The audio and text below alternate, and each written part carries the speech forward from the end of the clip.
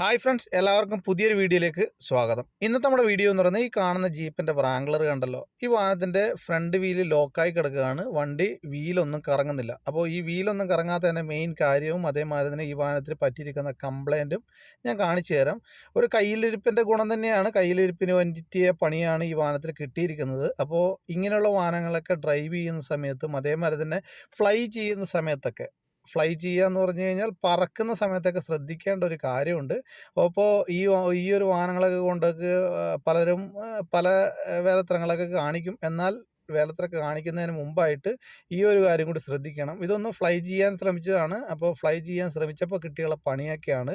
ഇതിൻ്റെ front complete ആമുകളും കാര്യങ്ങളും എല്ലാം തന്നെ ബെൻഡായിട്ടുണ്ട്. അതേമാതിരി ഇതിൻ്റെ ചേസസും ബെൻഡായിട്ടുണ്ട്.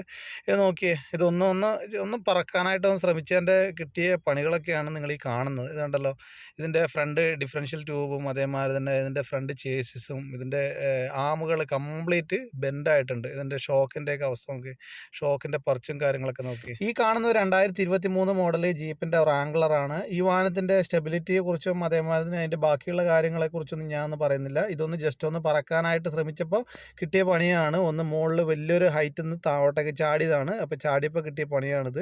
അപ്പോൾ അതേമാതിരി തന്നെ ഇത് ചാടിയപ്പോൾ ഇതിൻ്റെ വീലും കാര്യങ്ങളൊക്കെ ഡാമേജ് ആയിട്ടുണ്ട്. അത് വീല് ലോക്കായി കിടക്കുകയാണ്. ഇതിൻ്റെ സ്റ്റെബിലൈസർ ബാറും കാര്യങ്ങളൊക്കെ ജാമായി കിടക്കുകയാണ്. അപ്പോൾ അതുകൊണ്ട് മാത്രമാണ് ഇതിൻ്റെ വീല് റൊട്ടേഷൻ ആവാത്തത്.